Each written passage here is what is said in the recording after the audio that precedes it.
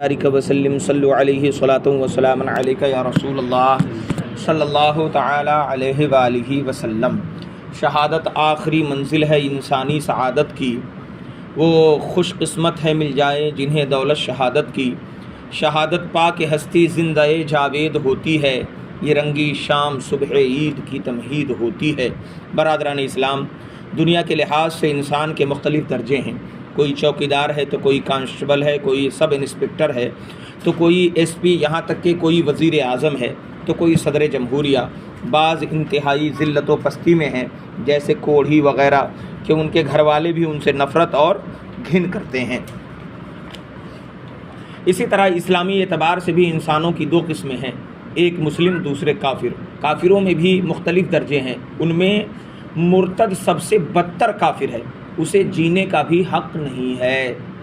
اور مسلمانوں میں سب سے اونچا درجہ سید الرسل، نبی الانبیاء، جناب احمد مجتبی محمد مصطفیٰ صلی اللہ علیہ وآلہ وسلم کا ہے، پھر رسولان اعظام کا، پھر دیگر انبیاء کرام علیہم الصلاۃ والسلام کا، پھر صدیقین، پھر شہداء اور پھر صالحین یعنی اولیاء کرام کا رضی اللہ تعالی عنہم۔ پھر اولیاء کرام میں بھی غوث، قطب اور ابدال، اوتاد وغیرہ مختلف درجات ہیں، اور پھر علماء اسلام ہیں، وہ بھی مختلف درجے والے ہیں۔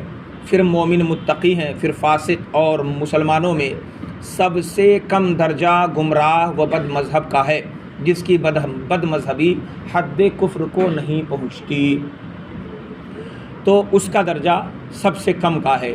لیکن مرتدوں میں آج کے موجودہ جو پڑھے لکھے اور اپنے عقائد سے علماء دیوبند اور علماء وہابیہ اور علماء فرقہ باطلہ کے عقائد سے واقف ہونے کے باوجود بھی انہی کے پیروکار یہ سب مرتد ہیں، کیونکہ ان پر علماء عرب و عجم نے متفقہ طور سے کفر کا فتویٰ لگایا ہوا ہے۔ تو ظاہر سی بات ہے، ان کے عقائد کو جان کر بھی اگر کوئی ان کا متبع ہے تو یقیناً وہ کفر میں شامل ہے۔ اب نبی اس محترم ہستی کو کہتے ہیں جس پر اللہ تعالیٰ کی جانب سے وحی نازل کی گئی ہو۔ عبادت و ریاضت سے کوئی نبی نہیں ہو سکتا، یہ اللہ تعالیٰ اپنے فضل سے چنتا ہے کہ اس نے کسے نبی بنانا ہے۔ اور نبوت کا درجہ، نبوت کا باب چونکہ ہمارے نبی صلی اللہ علیہ وسلم پر بند کر دیا گیا، ہمارے آقا خاتم النبیین ہیں، اور مہر نبوت میرے آقا علیہ السلام کے شان مبارک پر دیکھا بھی گیا اور ثابت بھی ہے، بلکہ اللہ تعالیٰ اپنے فضل سے جسے چاہتا ہے نبوت سے سرفراز فرماتا ہے، مگر ہمارے نبی اکرم صلی اللہ علیہ وسلم کے بعد اب کوئی نبی نہیں ہو سکتا، وہ خاتم الانبیاء ہیں۔ اللہ پاک فرماتا ہے وَمَا أَرْسَلْنَاكَ وَلَٰكِن رَسُولَ اللَّهِ وَخَاتَمَ النَّبِيِّينَ، اور خود میرے مصطفیٰ نے فرمایا لا نبی بعدی، میرے بعد کوئی نبی نہیں ہوگا۔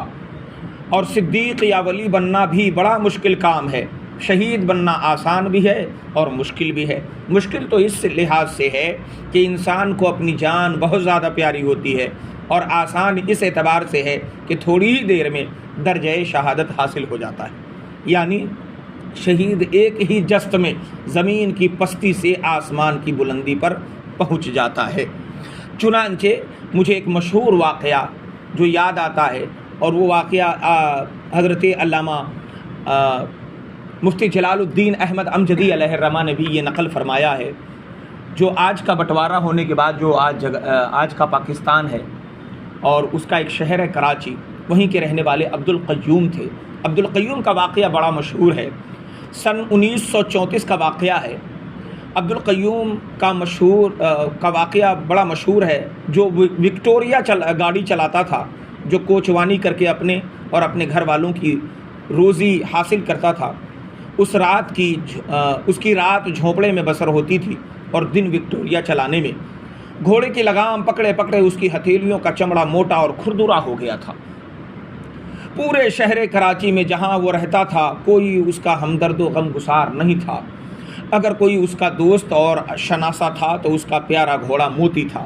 عبد القیوم کو معلوم ہوا کہ ایک شخص نے اپنی کتاب میں سرکار اقدس سرور کون و مکان صلی اللہ تعالی علیہ وسلم کی شان میں گستاخی و بے ادبی کی ہے، جس پر مقدمہ چل رہا ہے، اور آج اس کی تاریخ ہے۔ وہ فوراً وکٹوریا لے کر کچہری کی طرف چل پڑا ایک کنارے پر اپنی گاڑی کھڑی کی اور فاتحانہ شان کی طرح چل کر جج کے کمرے میں پہنچ گیا، جو آدمیوں سے کھچا کھچ بھرا ہوا تھا۔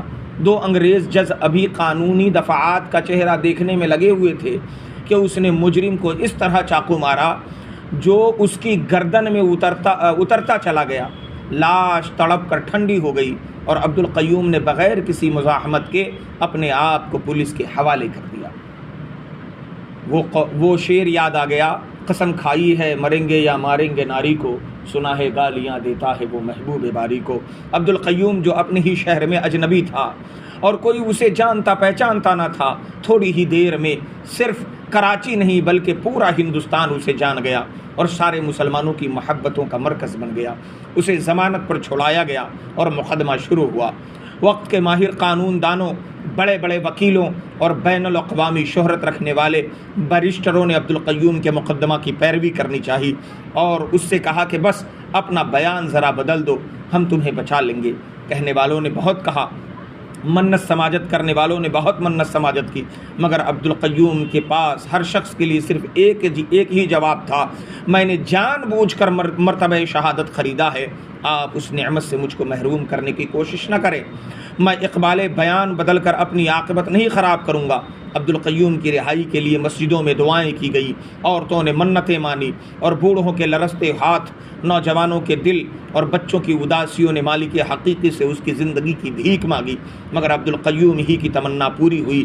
قانون کے محافظوں نے اس کی موت کا حکم سنا دیا، وہ موت کہ جس پر ہر دل غمزدہ، ہر گھر ماتم کدہ بنا ہوا تھا، جیسے کہ یہ اسی کے گھر کا المیہ ہو۔ پھر عبدالقیوم کا جنازہ اٹھا تو اس میں 25 لاکھ سے زائد لوگ شریک ہوئے۔ چھتوں اور بالا خانوں سے عورتیں آنچلوں سے آنسو پوچھتی جاتی تھیں اور پھول نچھاور کرتی جاتی تھیں۔ کراچی کی تاریخ گواہ ہے کہ اس سے پہلے کسی بھی شخص کے جنازے میں اتنے انسان نہیں شریک ہوئے۔ پھر یہ تو انسانوں کی تعداد تھی جو 25 لاکھ سے زائد تھے، اور فرشتے کتنے کروڑ تھے۔ پھر محبوب کائنات صلی اللہ علیہ وسلم کس پیار و محبت سے عبدالقیوم کو خوش آمدید کہا ہوگا، اسے کون جان سکتا ہے رحمۃ اللہ تعالی علیہ۔ برادران ملت، دیکھا آپ نے وہ عبدالقیوم جو وکٹوریا چلاتا تھا، کوچوان تھا، پورے شہر میں کوئی اسے جانتا پہچانتا نہیں تھا، لوگوں کے لیے اجنبی تھا، سماج اور معاشرے کے پست طبقہ کا ایک ناقابل توجہ آدمی تھا، مگر ایک ہی جست میں رفعتوں کی ساری منزلوں کو طے کر گیا اور تھوڑی ہی دیر میں اس مقام رفیع کو پا لیا جہاں برسہ برس کے مجاہدوں اور زندگی بھر کی ریاضتوں کے بعد بھی ہر انسان نہیں پہنچ پاتا۔ یہ رتبہ بلند ملا جس کو مل گیا، یہ رتبہ بلند ملا جس کو مل گیا، ہر شخص کے نصیب میں دار و رسن کہاں رہے گا، یوں ہی ان کا چرچا رہے گا، پڑے خاک ہو جائیں جل جانے والے۔ میرے عزیزوں، عبدالقیوم جیسا ایک معمولی انسان راہ حق میں شہید ہو کر لوگوں کے دلوں کی دھڑکن بن گیا تو سید الشہداء حضرت امام حسین رضی اللہ تعالی عنہ، جو محبوب خدا سید الانبیاء صلی اللہ علیہ وسلم کے نواسے ہیں، علی مرتضیٰ کے لخت جگر ہیں، فاطمہ زہرا کے نور نظر ہیں، اور جو تمام عزیز و اقارب یہاں تک کہ جوان بیٹے علی اکبر اور شیر خوار صاحبزادے علی اصغر کی دردناک شہادت کے باوجود ہمت نہیں ہارے اور راہ حق میں قربان ہو گئے، وہ شہید ہو کر ہمیشہ کے لیے مسلمانوں کے دلوں کی دھڑکن بن گئے اور ان کی محبتوں کے مرکز ہو گئے۔ یہی وجہ ہے کہ ہر سال جب ان کی تاریخ شہادت قریب آتی ہے اور محرم کا چاند نمودار ہوتا ہے تو پورا ماحول سوگوار ہو جاتا ہے۔ ان کی یاد